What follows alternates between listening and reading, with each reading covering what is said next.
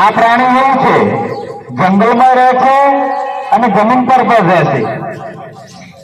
જમીન ઉપર રહે છે, જંગલમાં રહે છે. પ્રાણી શોધો. મારે જે વાર્તા કહેવાની છે એ પ્રાણીનું નામ આપવું જોઈએ.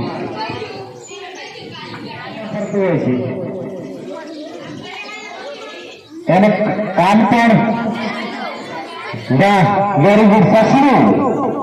સસલું ક્યારે જંગલમાં રહે અને ખેતરમાં રહે છે. તમને જોઈને કેવા બે કાન ઊંચા કરી મળે છે? સસલું, બરાબર. પછી એક પ્રાણી એવું છે જે પાણીમાં રહે છે, જમીન પર રહે છે. કાચબો. કાચબો જમીન ઉપર જોઈએ છે, પાણીમાં જોઈએ છે. તો આજે મારે સસલું અને કાચબાની વાર્તા કહેવી છે. તમે બધા રજૂ કરેલી છે, પણ એમાં થોડું વધારીને કહેવી છે મારે. તો એક હતો સસલું અને એક હતા કાચબાભાઈ. આ બંનેને દોસ્તી થઈ, મિત્રતા થઈ, ભાઈબંધી થઈ. એટલે સસલાએ કાચબાભાઈને શું કીધું કે ચલો આપણે આજે હરીફાઈ લગાવીએ.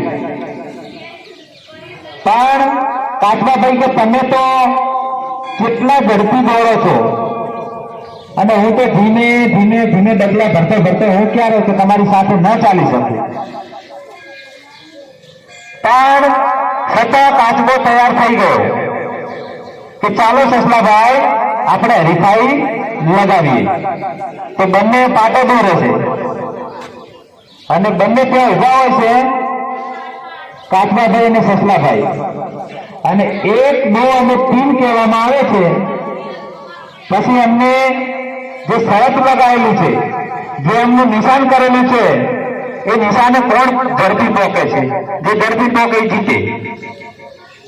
તો 1, 2, 3 કહેવામાં આવે એટલે અહીંયાથી બંને ચાલુ કર્યું. સસલાભાઈ તો કાન ઊંચા કરી અને સિંહ જેમ ફાળે દોડતો હોય ને એમ 2 કાન ઊંચા કરીને દોડો દોડો દોડો ઠેઠ અહીંયાથી પાદર જેટલે પહોંચી ગયો. અને પાદરની બાજુમાં એક તળાવ આવે છે.